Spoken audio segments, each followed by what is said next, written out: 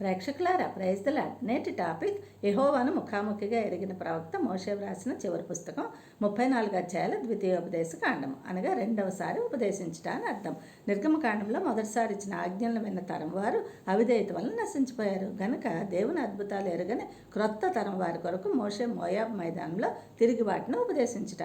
వారు స్వాధీనపరుచుకునే కనాన్ సంస్కృతిని కాక ఏకేశ్వరుడైన యెహోవా ఆజ్ఞలు పాటించాలని.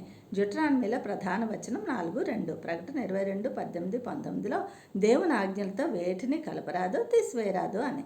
దీనిలో 1-3 అధ్యాయాలు జరిగిపోయిన ప్రయాణమును గూర్చి, 4వ అధ్యాయంలో దేవుని ప్రేమను పొందుటకు మార్గం విధేయత, 5-26లో ఆజ్ఞలను తిరిగి ఉపదేశించుట, 17-18లో రాబోయే కాలంలో కాబోయే రాజు లక్షణాలు, ధర్మశాస్త్ర ప్రతిని కలిగి ఉండి అనుదినం చదువుతుండాలని.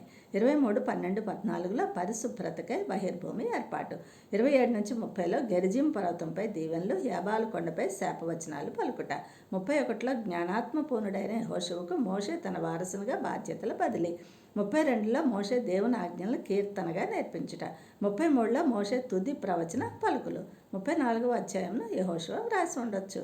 మోషే పిస్గా నగముపై నుంచి కనాను దేశం అంతటిని చూచి 120 సంవత్సరముల ప్రాయంలో మరణించుట, దేవుడే సమాధి చేయుట, ప్రజలు 30 దినములు దుఃఖం సల్పుట, సాగి వెళ్ళుట చూస్తాం.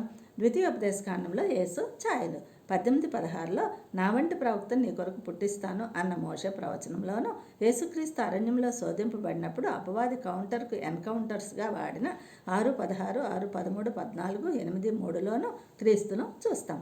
ఫ్రెండ్, కండిషన్ సప్లై అన్నట్లు ఆజ్ఞలు పాటించావా? దీవెనలన్నీ నీవే. ఒకవేళ తిరగబడ్డావా? 28:30 ప్రకారం నిన్ను చంపి నీ భార్యను వేరొకటి చెర తీసుకుని పోయి కాపురం చేస్తాడు. జాగ్రత్త సుమా. Thank you. God bless you all.